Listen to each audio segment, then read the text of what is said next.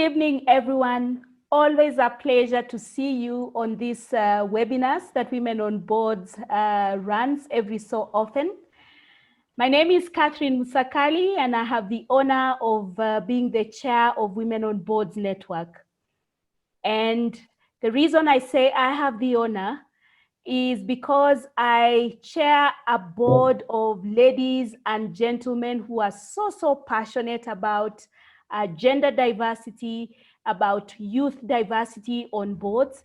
And they're doing a lot of work just to make sure that we have diversity and that our corporate boards are benefiting from the ideas that flow from that kind of diversity. And so at Women on Boards, we are committed to ensuring that the next generation of boards is diverse, that boards are benefiting from the great talents that women bring on boards, but also the youth. And so it gives me great pleasure to run these webinars for you, our members, as well as those of you who are not our members, but we hope that after the end of the session, you will have joined Women on Boards, because together we can make the conversation multiply and scale up even more so that we get diversity going on our boards. Allow me this evening to introduce to you our moderator, Mrs. Winnie Partet. Winnie Partet is a member of the Women on Boards Network, and I want you to give her a clap. The reason I'm asking that you give her a clap is because she has recently been appointed to one of the boards of the Britam Group, and we are very excited about having her there, because we know that she's going to make a huge difference at the Britam Group. And so Winnie, well done, and we wish you the very best at Britam, within the Britam Group. I'm sure you'll enjoy serving on that board, and I'm sure that you will be sharing with us your experience as we go forward. Winnie is a HR professional. She's an organizational development expert. She loves working with people. She loves working with human resource. And she serves on a number of boards, including the Britam Group that I've just talked about, and she runs her own consultancy in the HR field. Winnie, allow me to invite you so that you can introduce our chief guest, who's a dear friend of mine and who I have been chasing for some time now. Finally, we have her on board. Karibu, Winnie. Thank you very much, Catherine. Our participants this evening, may I say good evening to you all. I am excited and honored to moderate this session.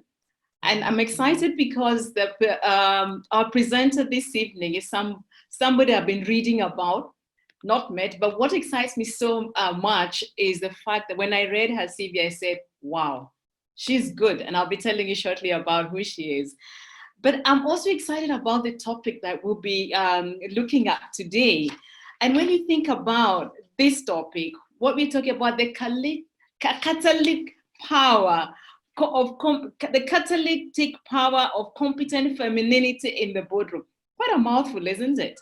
But if you think about it, it's powerful. And I'll tell you, I went into researching and I read, I'm just going to give you dictionary definitions of our topic here today. One, what is femininity? It is the qualities and attributes regarded as characteristics of women. Characteristics of women. You may be thinking there's feminism in this conversation, but that's not what we're looking at. Feminism, on the other hand, is advocacy of women rights on the ground of equality of the sexes. But based on what Joanne is going to tell us this, we will be able to see the difference and where we really fit in and where our power as women does fit in. Traditional femininity is defined as the traits, appearances, and interests and behaviors typical of women. Traits, behaviors, interests typical of women. And if we think about it that way and what this will be and the kind of power we're talking about here, catalytic power, It's something to behold, and I'm actually looking forward to what Joanne is going to take us through. Catalytic means relating to or involving the power of a catalyst. And a catalyst is a person or a thing that precipitates an event or change. I'm hoping that we're going to enjoy listening to what this power that we have as females and as women, and the kind of power that we bring in to the boardroom, but you got to be competent at it.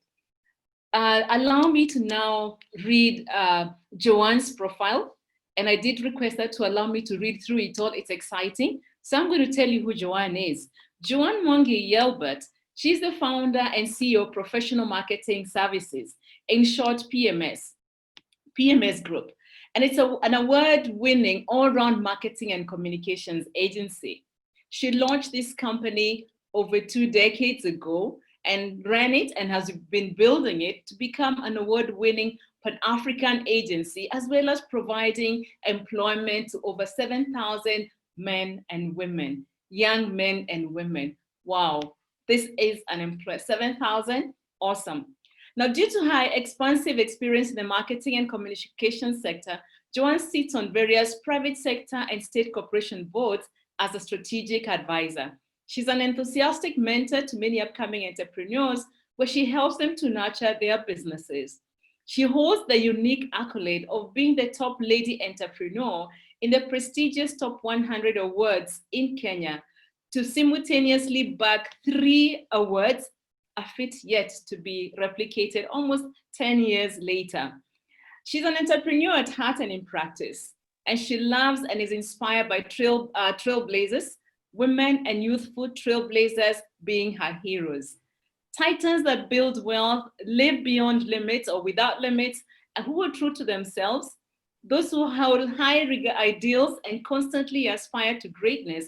They reinforce her conviction not to let anything stand in the way of her ambition, nor prevent her from giving back in full measure to society. Joanne is an internationally acclaimed marketing guru, where she treasures her position as the president of the Stanford Seed Network, whose methodology she uses to scale business for value creation, constantly reinforcing her mantra that purpose leads to excellence and excellence leads to cash. I like that.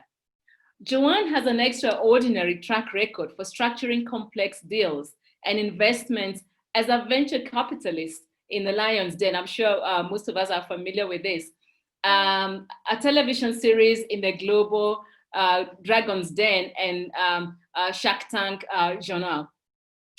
She's most alive when tackling challenges, and her ability to nimbly lead teams in various business capacities has persuasively broadened her reach across continents and industry. Joanne is a wife, a mother, fun-loving intellectual. She savors making friends, and she says she eats anything a human can eat. We'll have that conversation, whether be eating a bat is part of that conversation, Joanne. She works hard and stays humble by choice. She has true Kenyan blood in her veins and has climbed mountains and ran marathons just for fun. Joanne is also a much sought after public speaker, where her eloquent, humorous, and greatly simplified adaptation of the most complex theories, coupled with honest renditions of personal experiences and missteps, make her both memorable and immensely impactful. In terms of her educational background, Joanne received her undergraduate degree from the University of Nairobi, and she did anthropology and public service management. She also got her graduate, a degree in management from USIU, but she also recently completed a specially designed Babson College Entrepreneurs Business Launch and Group Program in Boston, USA. And she's also a proud and distinguished alumni of the Stanford Seed Program. What has she achieved? Very quickly. She's served as a strategic advisor to several government and private sector boards. She devotes her time to nurturing the aspirations of young businesses, straddling all sectors of enterprise, as they are the change drivers across third world and emerging markets. Joanne has won numerous local and international awards. Listen to this. She's a 3-time finalist at the All Africa Business Leaders Award, an organization of women international trade, or called OWIT in short.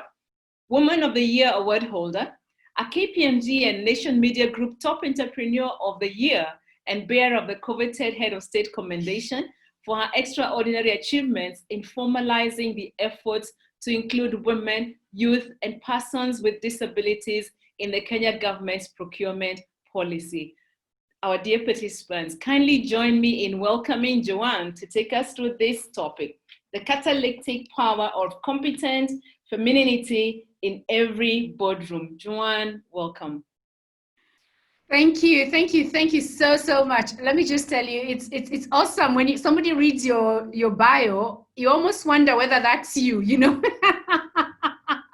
Thank you very much, Winnie. Thank you, Catherine. Catherine has really, sought me out to make sure that I make time for this, and I'm so excited to be here. This is one of those sessions that I have looked forward to because it speaks to me. I always say that the ladies today are so lucky because they have us older ladies that have come in and are ready and willing to share. For those of us, I'm in my 50s. For those in 50s and above, we did not have a lot of people who had experienced similar, career options. So they weren't available to guide us. They guided us as best as they could. So I love to share everything that I know because I want to die empty. So thank you very much, Women on Board Network. Thank you, Catherine. Thank you, Winnie. Thank you, Hannah, behind the scenes, who has organized everything and made sure that it happened. I also want to thank my team from PMS Group, especially Richard, Rachel, who have been working behind the scenes to make sure the social media is working, is live, and I know they're still doing it even right now. Thank you. And of course, for all you participants, it's so exciting. Imagine if we had an empty room. So thank you for joining us. Now, my presentation is going to be very simple. And I always say great minds think alike. Winnie started with exactly where I was going to start. That's definitions. So I'm going to share my screen so that you can see the presentation that I prepared specifically for this meeting. Let's share this screen. Wonderful. You can see we're not even having technical challenges today. Yeah? It's wonderful. Okay, so first, of course, the mouthful. I came up with this topic because previously I have made a presentation on why you must not give up your femininity when you get into the boardroom. And this is now a progression from that, where I have come to understand the actual power of femininity in the boardroom, and not just any femininity, but first and foremost, competent femininity, and the fact that it has a catalytic effect. So just to recap, I hope this presentation doesn't give me a problem. Fantastic. So that I've done. So we'll go through what these words mean very quickly. And for me, I want us to look at catalytic. Of course, Winnie has already told us what it means, but I want us to look at one thing, that there's already an existing reaction which it accelerates. That's what catalytic means. Meaning that in the board, that board was already doing great stuff, but you make it even better. Okay? And remember that as a catalyst, you increase the rate of reaction without you yourself undergoing any permanent change. I think that's very critical, that you're not being forced to be something that you're not, even as you're impacting others. And I know as ladies, a lot of the time we are concerned that, I'm on this board, I have to behave a particular way, so we need to free ourselves and start feeling a lot easier about that. I'll also talk about power, and I'm sorry, there's a typo there, definitions. Power, what is power? Because, women and power, we look at power in different ways, and usually we look at it from the negative. What is power? Power is actually just the ability to do something or act in a particular way. And in politics, it's the power or capacity to influence action, beliefs, or conduct of others. That is really important. And now, what is competence? Because if you're going to sit on a board or serve on any board or in any position, this is one of the foundational skills that you must have. So the first thing is the ability, the knowledge, the skill to do something successfully. And then sufficient skill, knowledge, experience. You're qualified for some purpose. So meaning that whatever it is you will be doing, you're going to be both efficient and capable. So we are done with definitions, and I hope that we are all on the same page. And I'm asking you on the chat group, please write anything that you want me to clarify, send your questions, because I know they'll be posted later. And I really want this to be a two-way conversation so that I'm not just here as a talking head. It's got to be a conversation. Now let's go to the elephant in the room, femininity. Winnie correctly said that it is the attributes regarded as characteristics of women, womanliness or girlishness, okay? But it is also distinct from the definition of the biological female sex, because both genders can actually exhibit feminine traits. And if there's a man who is the most powerful man, is a man who knows how to utilize his feminine traits. So can you imagine that women, we give up our feminine traits to try and take up male traits, yet they're the most powerful. So let's go a little bit into that.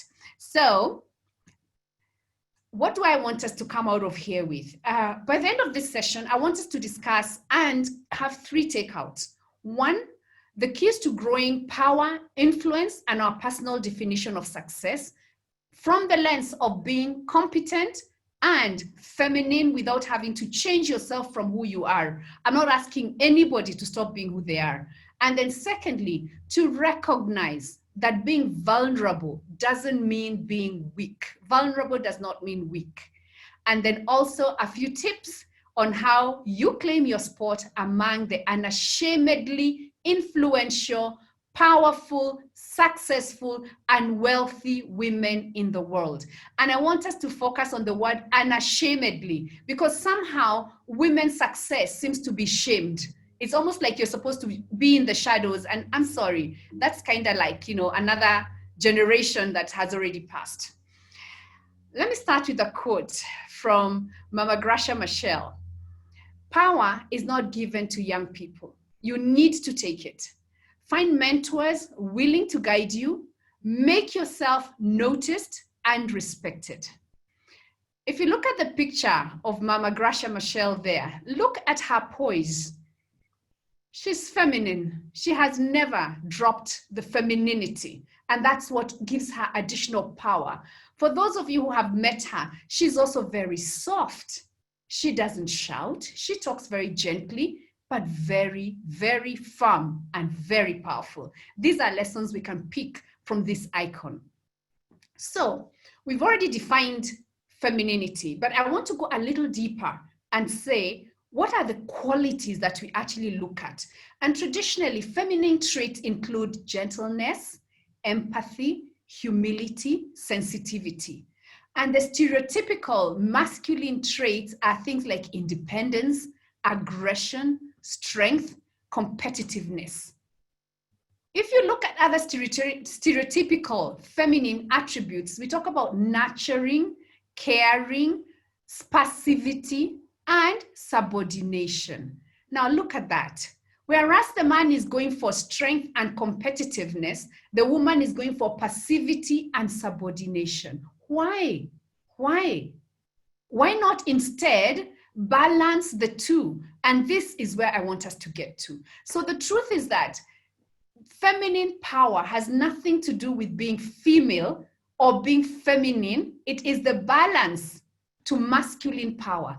It is looking at a situation where aggression has come and you're able to apply your wisdom, balance that equation, and get to a win-win. And women, we have that gift. It is innately in us. It is a matter of learning how to amplify it, how to apply it, how to make sure that we amplify that particular ingredient and the results that come and take the success. So what happens in the world is that people really overvalue masculine qualities because that's what the hype has been all about. So I want us to work in terms of getting to a place where we are whole, complete, balanced, and we empower both our feminine qualities and our masculine qualities.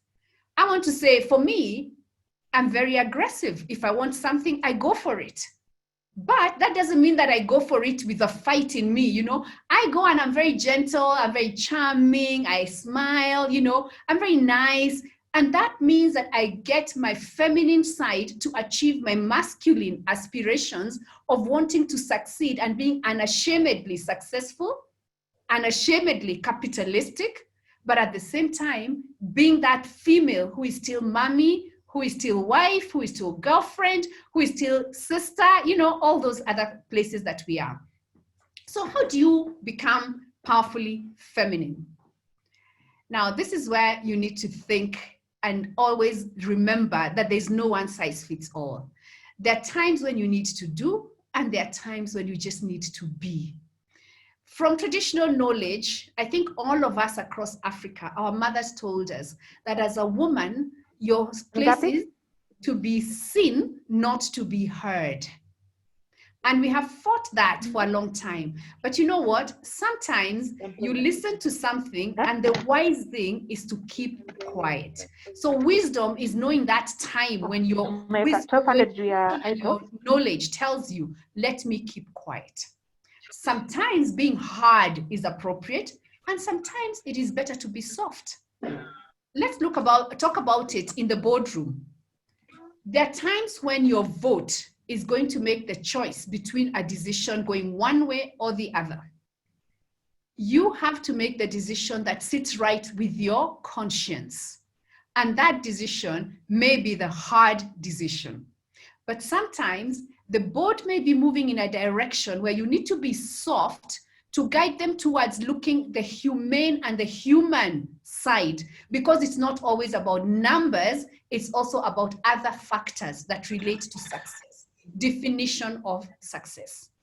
So even as we're going through this, we need to think and look at where the power comes in. And feminine power is all about inclusion and connecting. Right now, as we're in this fora, what we are using is our ability to connect and to be inclusive, because when I'm speaking, you're listening, we're all sharing in this circle of feedback, okay?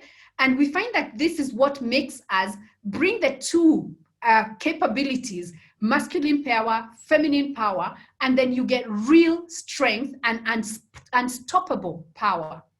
Now, how do we exactly express these two qualities? Because I mean, you know, I know many people came and they're like, you know, I want an exact example of how I use this so that when I go afterwards, I can apply it, you know.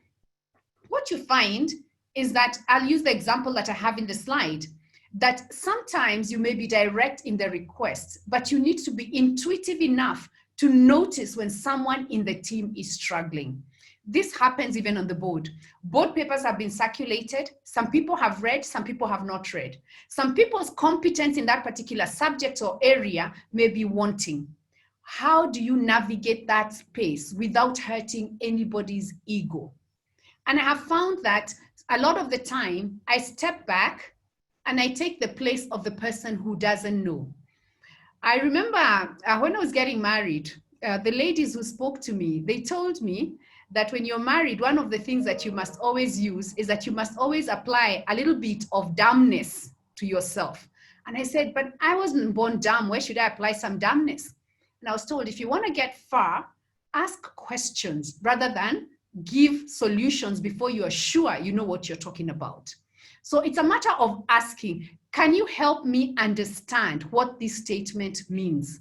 Now, when I ask that, I have not said I don't know, but the person will explain for the benefit of everybody in that room. And that means you now move together as a team. And you can see the catalytic effect of just that simple statement. Please help me understand this particular section. And of course, the expert will take over and explain. So we need to learn to utilize this kind of phraseology that takes us ahead and gets us where we want to go. Now, one of the most important things is that you must never feel pressured to be masculine. Let me give a specific example.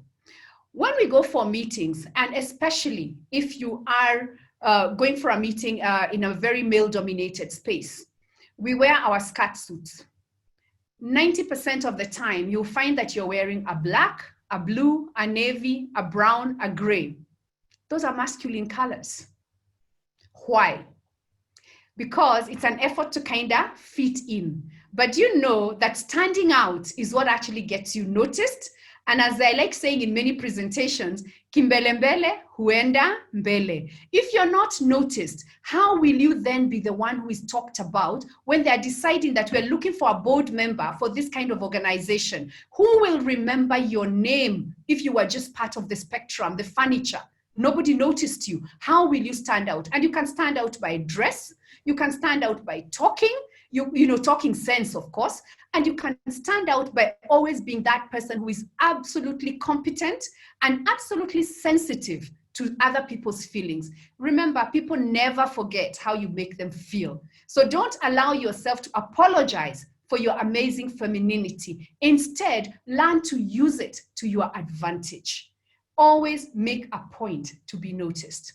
When I join webinars, because now we're in the webinar world, one of the things I always do is that I never fail to write in the chat group my comment, specifically on the group, general group, and secondly, to the individual participants or panelists, because each person wants to know which point made sense, what quote they used spoke to you. So when you do that, the next time that you need to engage this person, you will be surprised. It could even be somebody as high up as the president.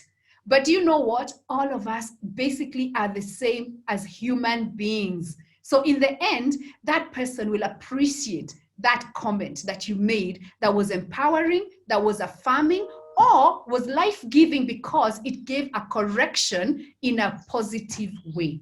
So what are the things that we must pick up so that we can work on our definition of success and grow our power and influence? One, you must always be self-assured in terms of when you know that you're right, do not allow yourself not to speak up and say what you know is right.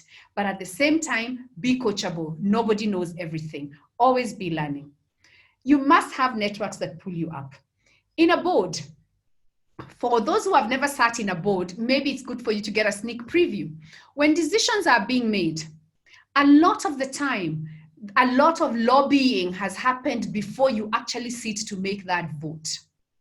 Who makes that phone call to you to ask you, by the way, Joanne, on this particular subject, my opinion is this. What do you think?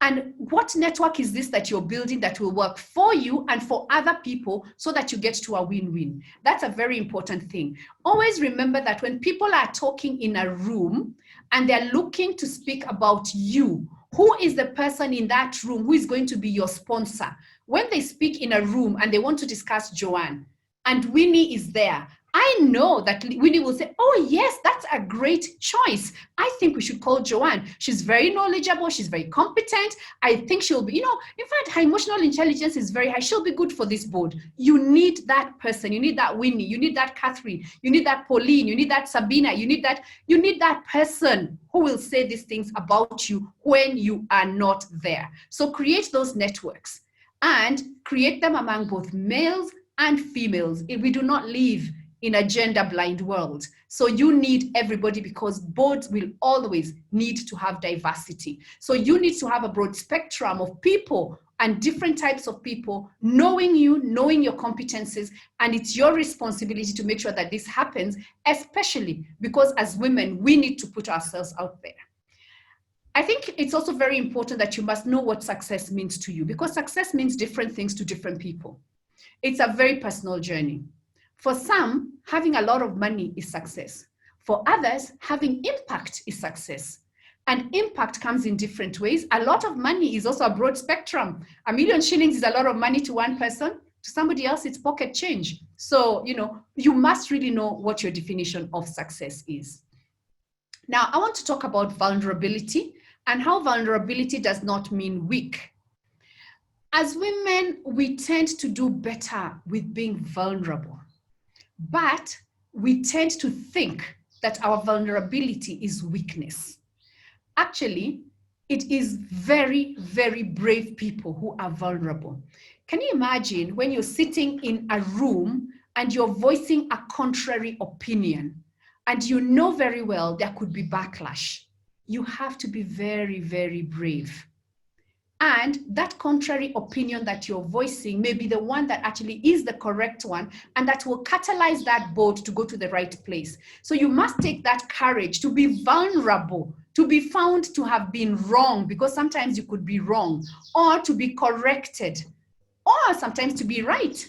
So you have to be vulnerable, and that means you have to be very strong to voice that opinion, because when you do that, you actually speak your truth. And when you speak your truth, you're more valuable in a world where everybody is trying to fit in. Simple example, just think of people who are superstars, or even, big politicians like the CSAs, politicians especially, and those who hold big positions. A lot of people around them become yes people. They only say yes. Everything, oh, yes, sir, yes, madam, yes, madam. But then that means you're working with only one brain. So for you to be that other brain that says, but you know what, I think there's another way of doing this. That calls for you to be vulnerable, and it gives you power, because thereafter your opinion becomes the one opinion that will be sought and looked forward to, because it is honest and it is life-giving. So that's what I think in terms of that. And in terms of wanting to be successful and wealthy, I don't want to talk forever. I know you have questions, and I really want to have an interaction. Is that you must always remember that you're the sum total of the 5 people you hang around the most. So choose very wisely. Of course, this starts with your spouse. Sorry, if you're already married and you married wrong, you have to live with it, and you have to find ways to cope. But a lot of us choose right, because the reason you pick somebody is because they're life-giving. You like them, they make you happy. Your friends, your staff, your colleagues, your mentors, your social circle, are they pushing you up, or are they pulling you down? Be sensitive, be careful to that. And your gut always tells you. And be ready and brave enough to step away from those toxic people who are not helping you to grow. And feminine wisdom and intuition usually will tell you that. The second thing is that you must always remember that money follows action. Identify a need, meet it without fear, and the money will follow. A lot of the time we kill our passion because we do not take action. So always take action, because once you combine passion and skill, you have excellence. Once you have excellence, you have money. And don't be afraid to start now. Start now where you are. Tomorrow is too late. Somebody else will already have filled that niche. And always remember that influence is the sum total of your opinions, amplified and repeated at the highest levels. What do I mean by this? It is very different when somebody stands on a podium and says, I think Women on Board Network is one of the best women networks, bringing women, competent women on boards, than when it is you yourself saying it quietly. So get your voice, get your name, get your organization on a podium, create podiums and speak up. So don't be that wallflower that hides. And if you can't do it yourself, because not all of us can be, that extrovert, that person who wants to public speak, hire people to do that for you, so that your voice, your CV, your competences, your success can be amplified. I mean, look, today, what Winnie did in reading my bio is amplifying me. And once she has amplified me, anybody who listened, next time they are asked, what do you know about Joanne? They now can speak fact, not opinion. And that's what you want people to say about you. And when they say this, remember what you talked about sponsors? Your propensity for rising increases. I want to close with a quote. And this is from our favorite lady, Wangari Maathai. She says, African women in general need to know that it's okay for them to be the way they are, to see the way they are as a strength, and to be liberated from fear and from silence. I want to emphasize the silence. If your voice is not heard, we cannot know what is in your head.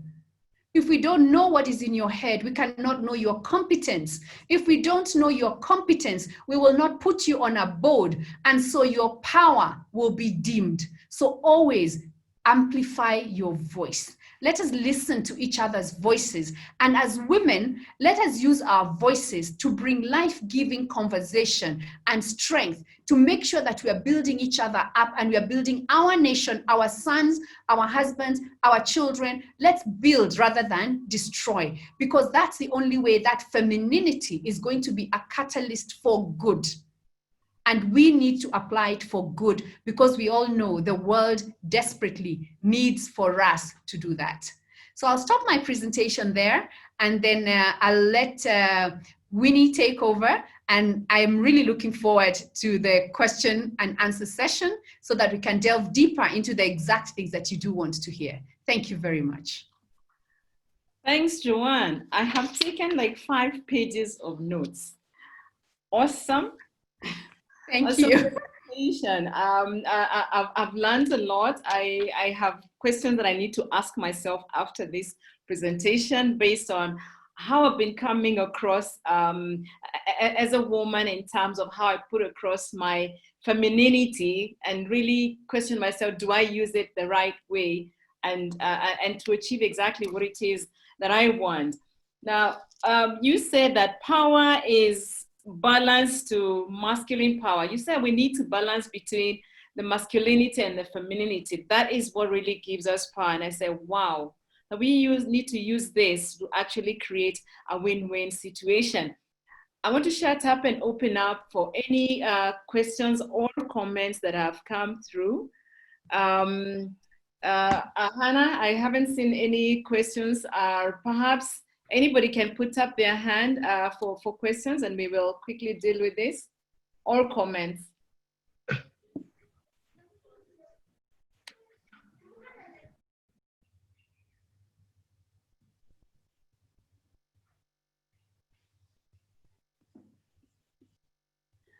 Maybe as the participants think about questions that they may wish to ask Joanne. And Wangari Maathai has said that we really need to amplify who we are by saying, and let me just quote what she said. She said that African women in general need to know that it's okay for them to be the way they are, to see the way they are as a strength, and to be liberated from fear and from silence.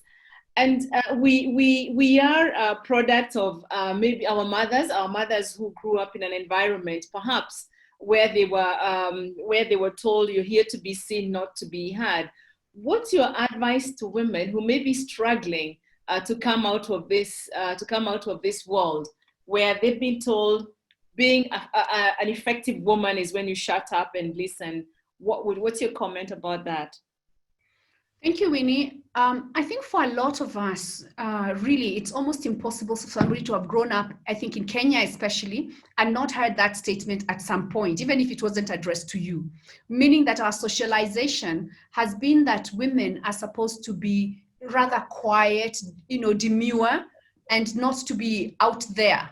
In fact, anytime that a woman is so out there, if you recall, in the days when Martha Karua was up front, what used to happen is that they said that those are the women who are divorcees. And so you get labeled and you get shamed into silence. And that is what we need to actually fight against. And when I don't like to use the word fight, but we need to actually work towards changing the narrative so that everybody knows that your opinion is a rightful opinion, because everyone else's opinion is also just an opinion, and you have every right to voice your opinion. So what I would say to a lady who is afraid to voice her opinion, perhaps because of the vulnerability aspect, that you don't know the reaction that's going to come, etc., or you haven't been trained in that, is that you start small. You start by voicing your opinion on issues that are not controversial. And then you start building your muscle, your speaking muscle, such that you can now go to things that are a lot more complicated and that put you on the firing line.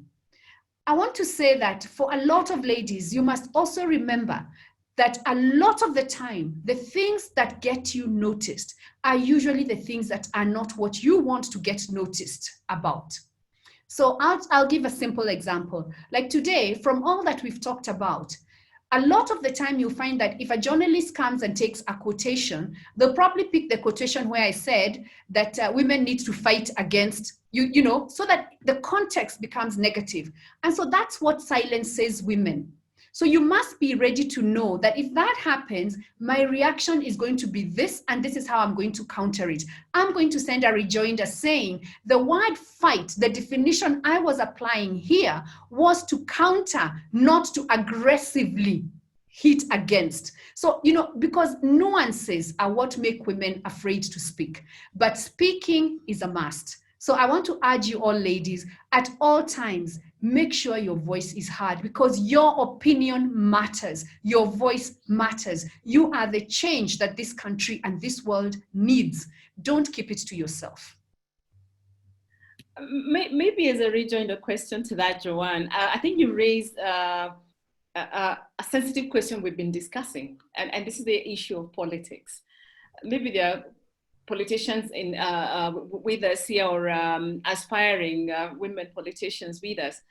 And one of the things that I know that hold women back going into politics, it's exactly what you have said. And effectively, when they go out there, they are seen as women who want to come and fight in the space of men. What's your 2 cents on that? Women going into politics. Wow, that's a hard one, for the simple reason that it has no straight answer. But what I will say is, for me, if there's one lesson I learned, it was that you need to really think about what you're giving up and for what. Because if you're giving up your leadership capability and the ability to make a difference in the world because of public opinion is not important. You also need to realize, especially in the political space, that most of the time, all publicity is good publicity. And actually, negative publicity is what amplifies your positioning. If today I do something bad, believe you me, I'm more likely to hit the headlines than if I do something good, because bad news sells. So I think as women, we need to grow a thick skin, because you know yourself, your family knows you, the people who matter to you know you. And you know what? The rest of us, are we really that important that that misconception or that misrepresentation is going to be what defines you? No. So we have to be brave enough to step out there and be ready, because somebody has to have the thick skin. And remember, this is not something that affects just the women. It also affects the men. I mean, come on, look at the current scenario. And there's some people you look at and you say, my gosh, I admire this guy's courage that he can actually stand up and still stand on a podium and still move around. I mean, even without naming names, I know each one of us has got somebody they look and say, wow, I admire their courage. You've got it in you as well. So I personally think that if you're going into politics, grow a thick skin, build a circle around you that protects you and that is able to speak for you and with you. Because if you're going out there, you need to know that when I say this and I'm being fought, Winnie will stand up for me, Hannah will stand up for me, Joanne will stand up for me, because you must have that circle that holds you together. And women, we are good at that. Awesome, thanks. Now I'll go to a few questions that have been sent through. One, a lot of references that are being made implied that the woman is already a board member. However, how do you leverage the strength of femininity, vulnerability, and all the rest to get into onto the board in the first place? Wanjiro is asking. That's a very good question, and thank you for asking that, because it actually begs the question of how do you get onto a board? And I'll start by saying, first and foremost, let's start with competence, because that's a foundation. If you're not competent, if there's no value you're bringing to any board, exceptional value, or how you position yourself as somebody who is bringing exceptional value, then it's hard for you to join a board. That's one. Number two, however good you are and you're hiding under a bushel, we can't find you. So you must amplify yourself. You must bring yourself to the forefront to be noticed, meaning you must use your vulnerability, because for all the people that you will write to, you will talk to, you will apply for positions, you won't get. Actually, out of maybe 10, you're lucky to get even one that considers you as a candidate. And then a lot of the time, they then drop you because you know what? You are not in the right profession. You're not the right sociographics they're looking for or whatever. You know, you're not, the national representation doesn't favor you. There's always that. So always know that if you're not actively seeking a board position and putting yourself out there, the chances of you just being picked randomly, next to zero. So those people who tell you, I was so surprised that they picked me, please know there was a lot of work that happened. It's like those guys who tell you, I was so surprised they got a first class. Come on, they worked hard. So yes, maybe they weren't sure they'll get a first class, but hey, they put in the work. So put in the work. And the first place is to join organizations like Women on Boards Network, because they will guide you, they will teach you, you'll have the right certifications. And when opportunities arise, they will pass forward your name. And that's the right way to get onto the board. Then once you're in the board, now you start navigating that new minefield. Okay, awesome. Another question, we have quite a number of them. How does one balance between boardroom expectation in terms of how one dresses and being your authentic self? All right. So your authentic self, I'm sure it doesn't mean walking around in a bikini. So, so I personally think that a boardroom does not have a specific dress code. It is an organization and the environment in which you live that guides the dress code. So for example, right now, I'm in my house. I had to wear a jacket for this meeting because I respect you and I respect the positioning that you give me. So I dressed like this. Otherwise, I could have come in a t-shirt and a headscarf, or, you know, my stocking, the one I slept with last night. You know what I mean? But we all know that image and first impressions are lasting impressions. So whatever you do is, whatever you want to dress in, like I like African dress, for example, whatever you want to dress in, always ask yourself, when someone meets me, what do I exude? Which box do they place me in? Where have I been located? How do they position me as a slay queen? Or do they position me as a professional? Or do they position me as that mama, you know, that should be a housewife? Where do they position me? And you know what? These things matter in as much as we try to say they don't matter. They matter very much for the simple reason that you don't want to be digging yourself out of an unnecessary hole. Why are you getting yourself in a place where you are already starting at 0 and then you take yourself to negative? You should be taking yourself to +10 or +20 so that when finally you have a weakness, it's mitigated by that. And dress is the easiest one for you to win at. It's the easiest one, especially for women. And you can express yourself fashionably in any boardroom without moving the boundaries to a point where you lose marks. Kenya is not that conservative also. So I personally think that that's one you can navigate very easily, stylishly. Ladies, dress, dress, dress. It speaks for you. I'm going to request that we might go over time because of the number of questions that we have, but they're exciting. Now, Judith says this. Thanks, Joanne, for sharing these experiences and insights. Does socialization contribute to this state of affairs that women prefer to play the role in the background as opposed to being seen because we cannot handle rejection? Wow, that's a very, very deep question. Rejection, yes. I want us to look at it. Now, let's talk as girls. The truth is, we were brought up knowing that from when you were a little girl, it was a boy who came and asked to be your boyfriend. It's a boy who came and asked to marry you. And it was your choice to say yes or to say no. So you were never the vulnerable one who went out and said, will you marry me? And was rejected. On the contrary, boys from day one were brought up socialized that it's your responsibility to be brave and go and ask that girl. And if she says no, if she's not the only girl, ask the next one. And if she says no, she's not the only one. Do you see the difference? Because remember, our brain, our muscle has to be exercised. So we didn't exercise that ability from childhood to face rejection and to rise above rejection. Majority of us, of course, I'm generalizing. So what happens is that when you get your first rejection, you personalize it and you internalize it as if it was you, the person deep. It's almost like your sense of self is injured. And that is what we need to learn. I want to give an example from my career that taught me how to separate and how to handle rejection and failure. My first job was working for Standard newspapers where I was selling advertising space. And in selling advertising space, for every person that you talk to, believe me, you talk to maybe 20 people to get one person who says yes. And those days it was manual. We used to walk down industrial area, knocking on doors and saying, do you want to advertise in the Standard newspapers? Can you imagine that kind of work? And the answer is no, no, no, no, no. And one of my bosses told me, Joanne, always remember, these people never said no to Joanne. They said no to the sales executive who works for Standard Media Group.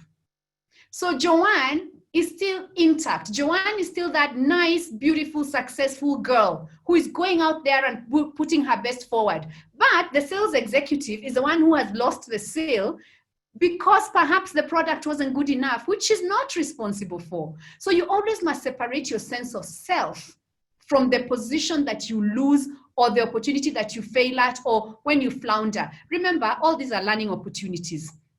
So what I would say is that most of us have been socialized not to know how to face rejection, but you cannot go ahead without facing rejection. In fact, failure is the foundation on which success is built. So you must accept and embrace failure. And I think this is something we need to really work at, especially those of us who are raising children, so that they know that failing is okay. But the question is, what lesson do you take out of that particular situation? Because then you should build from that one to the next.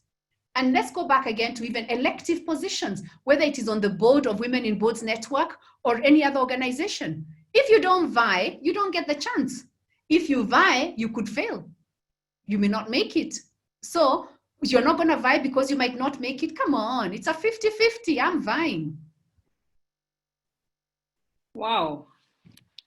Were you ever an activist at some point? Never, never. And a positive word for that matter. This is great stuff that's coming through. And thanks for really powering us to move on. Now, there's somebody who says there's great presentation. What, in your opinion, can positional power hinder one from achieving their goals? Okay, I hope I understand the question. Positional power being the position that you hold, hindering you from achieving your goals. Yeah. Okay, I think first and foremost, if you're holding a position that hinders you from achieving your goals, you need to get very quickly busy with getting a position that actually empowers you to achieve your goals. Because we all know we live only one life. And COVID has made us realize very quickly that we don't have as much time as we thought we had. We all don't know when our day is. Okay, we always knew that, but this has become, so face on, head on, So what I would say is that you need to be working in an organization that empowers you to be your very best. You need to do things that make you be your very best, achieve your goals.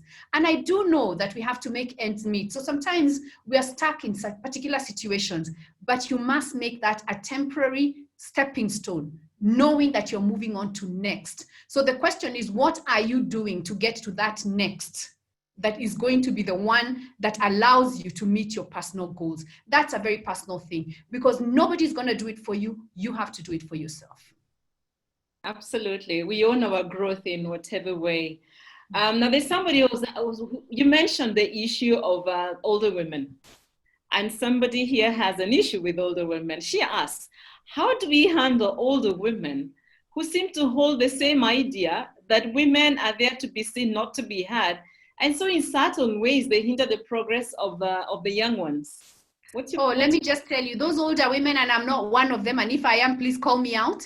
I want to say that you need to completely ignore them because all they are is that they're dinosaurs standing in your way and they're not moving, they're not going anywhere. Because any woman who's amplifying that kind of position actually is stuck. And if she's stuck, she's standing in your way. You need to jump over her, go around her, go through her, whichever way, but do not stay where she's standing because you will not move. You'll be stuck below where she reached.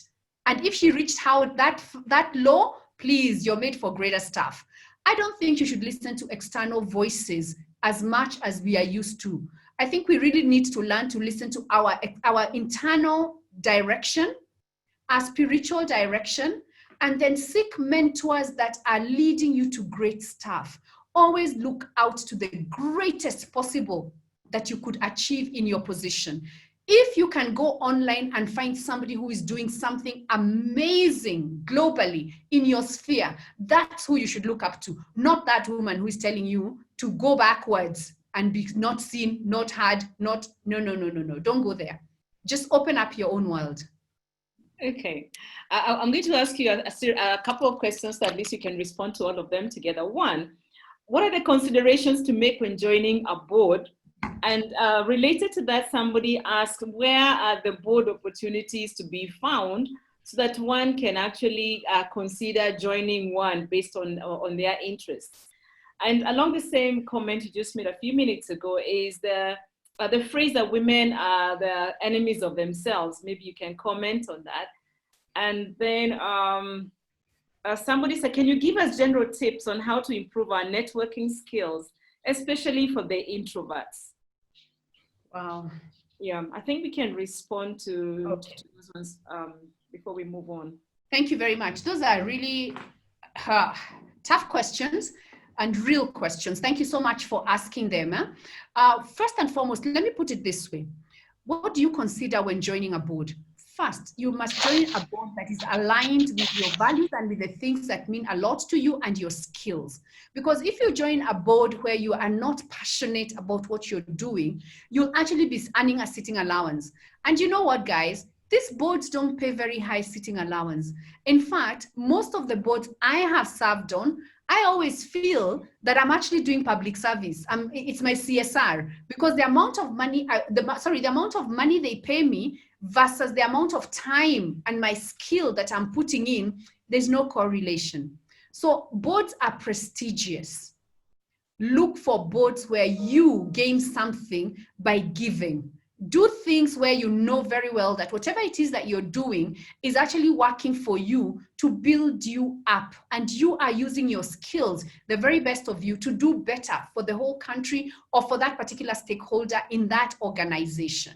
You must make a difference because it's a big responsibility also. Remember, you're in charge of the visioning for that organization. So when the visioning doesn't work, it means that organization doesn't grow. If the organization doesn't grow, then you take responsibility. So always join a board that is aligned to things that you're very, very competent in, and two, that you really are interested in serving in, because it's not for the money. It is actually not for the money. You are there to give and give and give of yourself and the best of yourself. The second thing is, where do you get these board positions? There, a few are advertised, very few, very, very few. So most of the other ones, it's really you're called by somebody who says, oh, I sit on this board. We are looking for somebody who has got expertise in, for example, finance. We want a woman because we need to meet the 30% gender rule. And so those are the people I want. Do you know any women who fill that category? Now, if I don't know you, of course, I don't give in your name. I give whoever I know. I start asking my friends, do you know somebody like this? And the next thing you know, we are all struggling to find a woman who fits that. So what you need to do is to make sure that your database, your name is in the databases that are available where people ask for board members. And where do people ask for board members? It is business associations. So are you a member of FEWA? Are you a member of OWIT? Are you a member of Women on Boards Network? Are you a member of KEPSA? Are you a member of Chamber of Commerce? And if you're there, are you noticed, or are you just a silent member? Because if you're silent, we will pick, first of all, the one who has been serving with us, helping us, doing things, before we pick you. So it is up to you to make sure that you actually are noticed when they're looking for positions. And also you look out by telling everybody that I'm looking for a position on the board. Please always look out for, tell people, I'm looking for a board position. These are my skills. This is my CV. And this is what I need to do. Attend the training courses that set you up to be ahead of the competition. It's competitive. So you have to actually be the best. Now, women as their own enemies. I always fight that statement because if you think about it, people like saying this, and I think these are those things that are pushed around until they become almost like fact, but they're not fact. The truth of the matter is that there may be very few women who actually push other women down, but majority of women actually amplify and help other women to grow.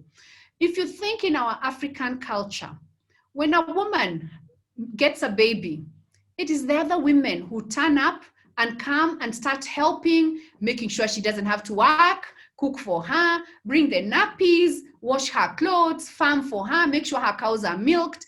It is the other women who rally around for support. When a woman is injured or hurting, bereaved, divorced, something, who comes around? It is the other women. So for me, I find it a fallacy when we say we are each other's worst enemies. And I want to say that the new generation is going to do even better than my generation did.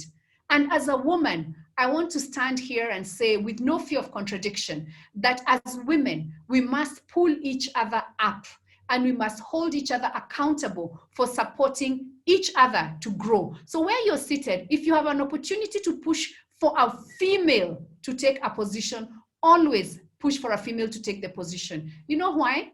The minute that position is held by a woman, it will be very hard for it to be given up to a man again. But if it's not held by a woman ever, women don't even aspire for it. So always push for a woman, and then secondly, push for a competent woman. It's even better for it to be held by a woman who is not competent, because it opens the door for another woman, as opposed to it being held, never being held by a woman, because then it closes the role modeling, and the young people don't see that. We need to create those role models. Finally, introverts.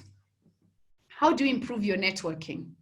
By the way, introverts tend to be some of the most powerful people because they listen, they think, they're deliberate. They're not like me, who am an extrovert. So I'll be talking to everybody in the room, and at the end of the day, I talked to 20 people, but I didn't have any in-depth conversation. So as introverts, don't see that as a negative, you should see it as a plus. Because as an introvert, you may talk to only 2 people, but those 2 people will be people that you will continue talking to. So deal with your strength. Even as we, the extroverts, also deal with our strength of being able to build those huge networks by zeroing down on what matters and creating that as a continuous ebb and flow of a relationship. Now, how do you expand your network? First, you have to be present. You have to be where the kind of people that you want to be friends with or who can move you up are. It will not happen in your sitting room by watching TV. You see Winnie on the TV and you think now she's your friend. No, you have to meet her. It is one-on-one. Relationships are local. It is one-on-one. You must be present. And then when you're present, you must be deliberate. So you don't have to go to 100 functions. You have to go to the right function where you're planning to meet with, for example, I've decided I want to meet with Catherine. And so I know that Catherine normally goes to Women on Boards Network. So I'll turn up at Women on Boards Network. And my specific agenda will be to meet Catherine, to engage Catherine, and to make sure I'm memorable to Catherine, because I will tell her the specific agenda I want us to address, and I will follow up and follow through. So being an introvert is not a negative. It is being intentional that makes all the difference in networking, because networking is work. It is not fun. So you must be deliberate. Meet the person, introduce yourself, follow up immediately, keep the communication going so that you're not forgotten. And I think I've answered the 4 questions. You're muted, Winnie.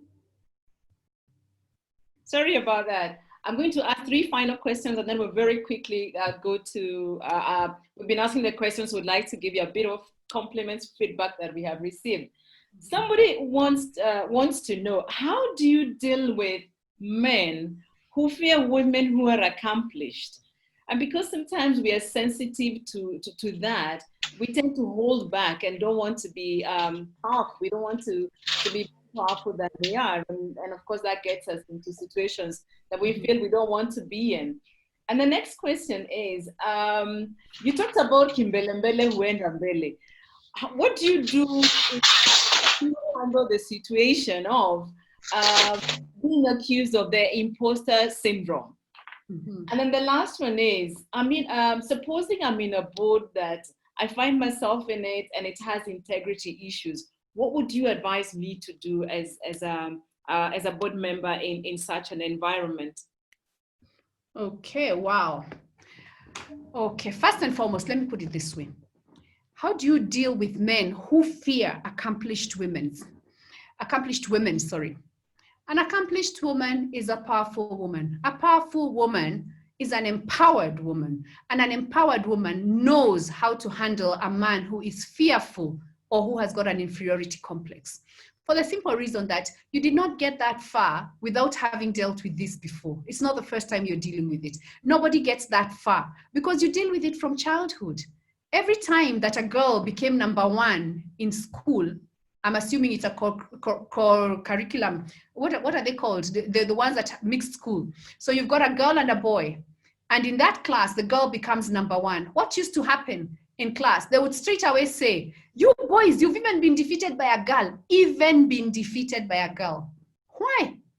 Because the society has already ingrained in us that the girl is supposed to take second place or third place or whatever. That is what is happening even in the boardrooms. It's exactly the same thing. They don't want you to be the one cheering. They don't want you to be the one shining. They don't want you to be the one who has the answers. Now, how do you deal with that? At the professional level, it's very easy because all you learn is that it is your competence that's going to move you forward, and you use your emotional intelligence not to get into unnecessary spats. Because always remember, ego is very fragile, but you don't have to beat up somebody's ego for you to rise. You can protect somebody else's ego even as you're rising. Because remember, as I told you earlier, you just say, help me understand this situation. That's my favorite phrase. Help me understand. And you know what? You have already shown vulnerability, because remember when you say, help me understand, what are you sending? What is the message that's going to that man? Is that this lady is asking for my help. Therefore, I am ahead. My friend, it doesn't necessarily mean that. We all know what it means. But you will have diffused that situation. So you just need to use your emotional intelligence, but don't let that stop you. Now, if you're talking about it in the personal space, it's a completely different ballgame, because it is extremely disempowering if in your home space, you have to apologize for who you are, and you have to keep coming down for you to fit in. And you really do need to think how you're going to deal with that on a long-term basis, because that is now psychological torture. And it's going to be very difficult for you in the home space. So I'm hoping that because here we're talking as women on boards, that the question was asked in relation to boards. The second question, Kimbelembele huenda mbele, imposter syndrome. Remember, it is the same people who told us, fake it until you make it. Yeah, but when it's a woman, it's imposter syndrome. Come on, how many men do I meet who sit down, all they have is a business plan? And you know what they tell you? I'm very big in gemstones. I'm doing a jewelry line. I'll be dealing with Asia and America. That time he just has gone online and gotten telephone numbers for 2 people in Asia and America. But women, we tell our truth most of the time.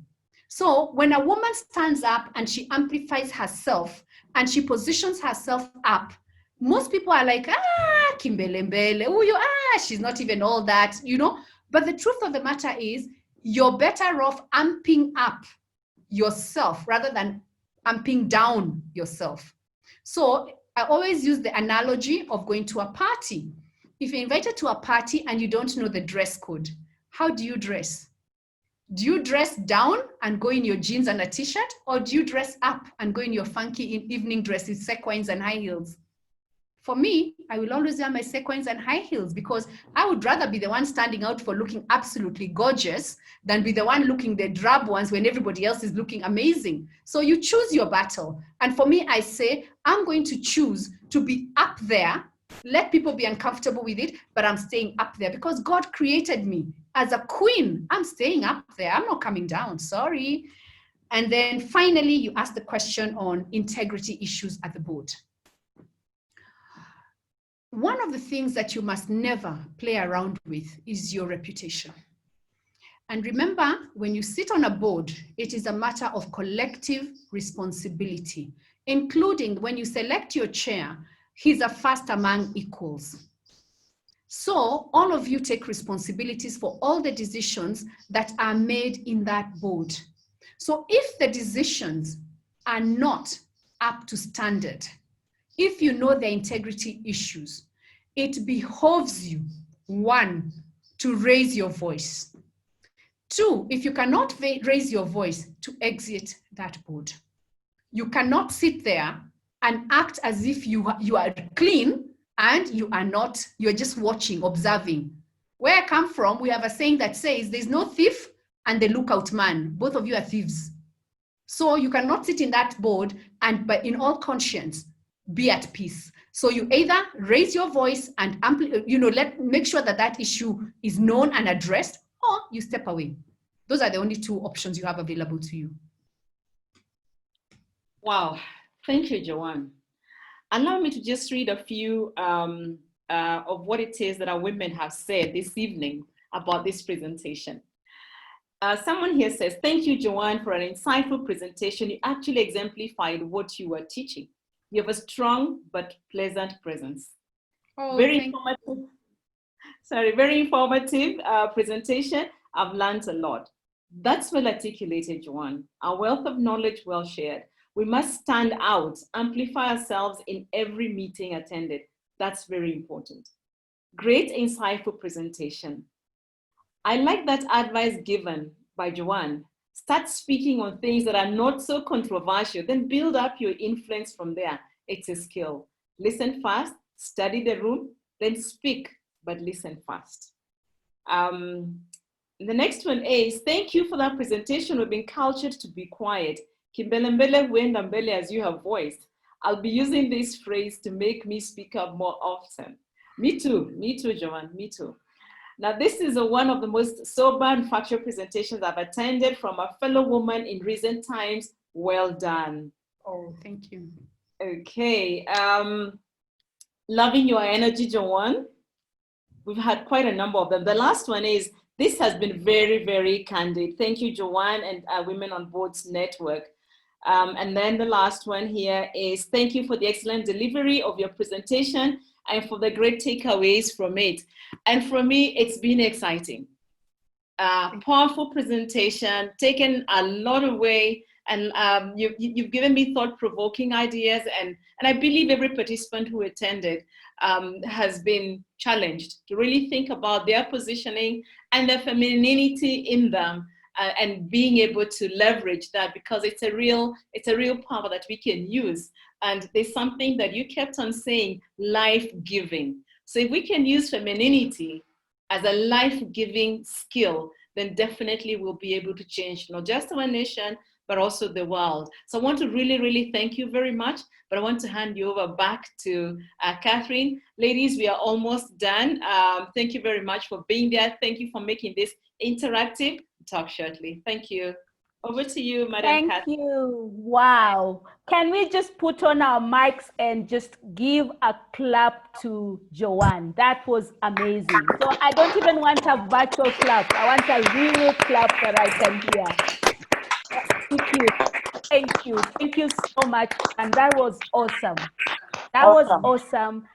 Delivered so, it was coming from the heart. It was really, really coming from the heart. Thank you. Great lessons indeed. So now you know why I was chasing you, hunting you down. Eh? Thank you so much. Thank you. Thank you.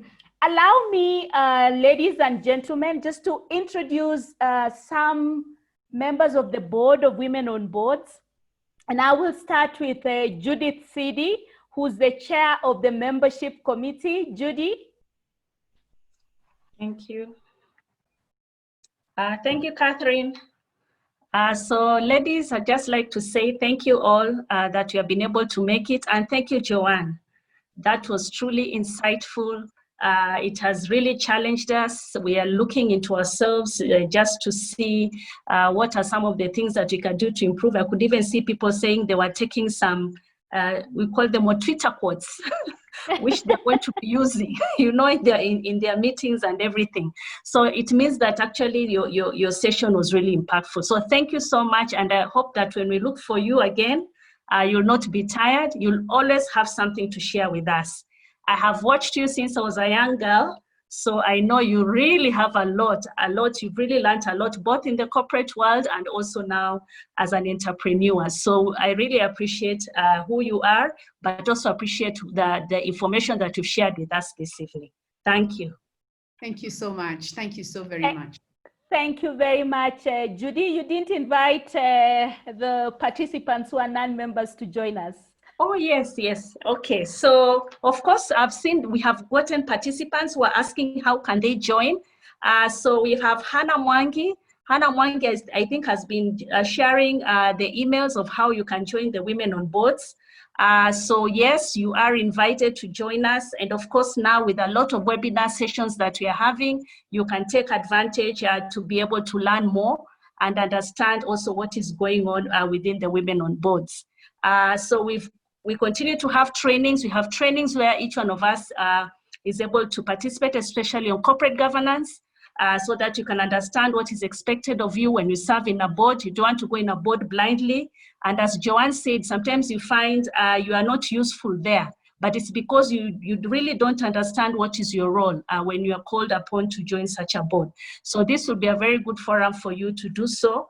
And I hope that as you look out for some of those trainings that will be upcoming, you'll be able to join and be able also to just sharpen your skills, especially for the boardroom. Thank you. Over to you, Catherine. Thank you, Judy. So please join Women on Boards Network if you're not a member already. And please note that we also have a junior membership.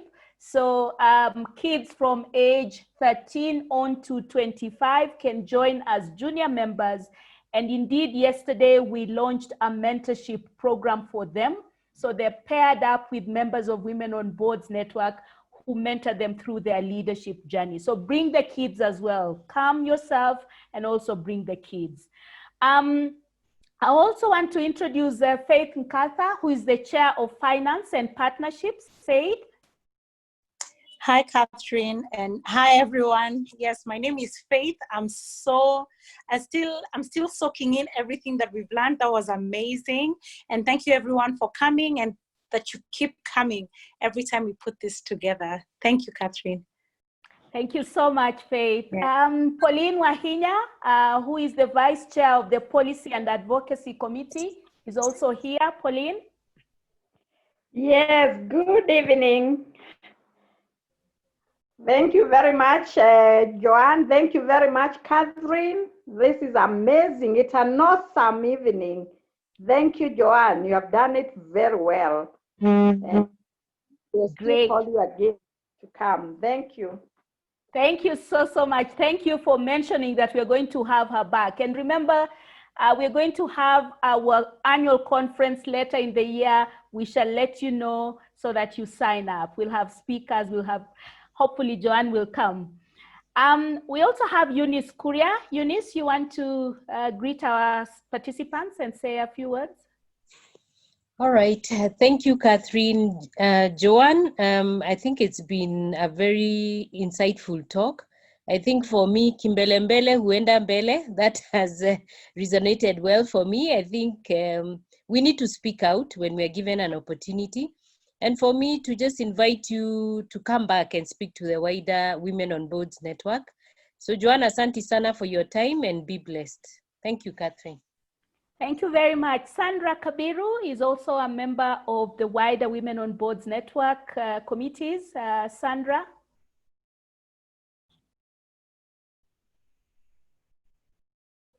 All right, maybe Sandra is not here. Catherine Maundu, you're here. Please say hi.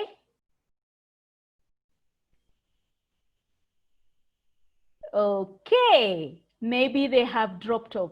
So thank you so much, everybody, for attending this session. Thank you, Joanne, for such an awesome, wonderful session.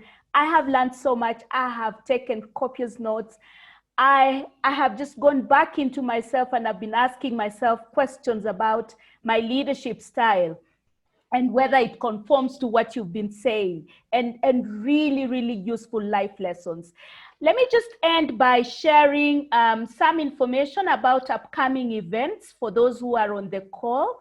First and foremost, we have a board talk coming up on Friday, the 28th of August 2020, again at 5 p.m.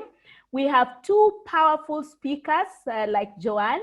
We have Rita Kavashe and we have Patricia Ithau coming to talk to us about networking. I've seen a number of questions on networking, strengthening our board profiles for board positions, where are the board positions, how do we get those positions, so on and so forth. So please put this into your calendar, Friday the 28th at 5 p.m. We have a corporate governance training, which is also coming up in September. We have had 2 virtual sessions already. They've been very, very successful, received very good feedback. So please, if you're wondering how you will contribute when you get to the board, come and join the corporate governance training, which is a training for 1 week, half day virtually, but a very useful training indeed. And then we have board profiling and personal positioning workshop.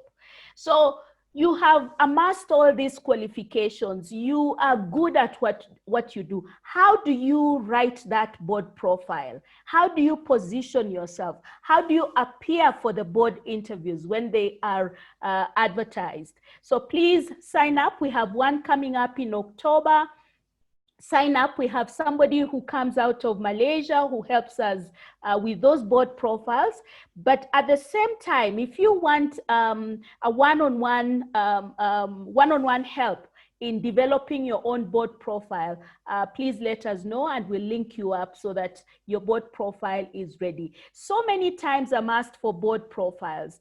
And sometimes when you see what comes through, you don't want to send it over because you know this will not clinch the position. So please come and learn how you can build a nice board profile that talks about you, that speaks to the role that you're looking for. Lastly, I want to talk about membership. Please become a member if you're not already a member. And there's both membership for both the juniors and the seniors, as I have said. Reach out to our team, Hannah, Mrs. Wanga, who are on this call, and they will be able to give you all the information that you need. So before I finish, let me just allow them to say one word so that you know who they are and you can reach out to them. Let me start with Hannah, who is on the call. Hannah? Thank you very much for the opportunity. My name is Hannah Mwangi. I work at the Women on Board Secretariat as a company secretary. And we're very delighted to have hosted you today, and we look forward to having you in our subsequent events. Thank you. Thank you very, very much, Hannah. Please feel free to get in touch with Hannah if you want to join Women on Boards. Mrs. Wanga, if you're on the line, please say a few words.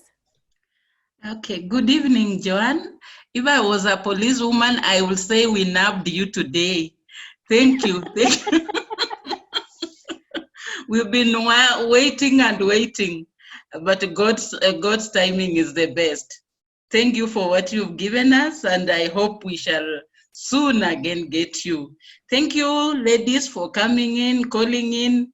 The number was high, and I'm excited. I'm currently, before Catherine relieves me of my duties because of age, I'm the acting CEO. Thank you. Thank you very, very much, Mrs. Wanga. So, Joanne, once again, thank you so much for coming and sharing those insights. Thank you, everybody. The discussion would not have been this rich without each and every one of you. And so we want to say thank you for coming. Please follow us. Please spread the word about diversity on boards. And it's not just about diversity, but inclusivity as well. So as we talk about diversity, when you get to that board, you must make sure that you're included in the discussion. Otherwise, you're not adding value. With those remarks, I want to say thank you. God bless and have a great weekend. Thank you so much, Winnie, for great moderation. Looking forward to seeing you again. Thank you. Thank you very much. Have a good evening, everybody. Thank you. Thank you. Bye. Bye. Bye. Bye. Bye. Bye. Thank Thank you you. very much.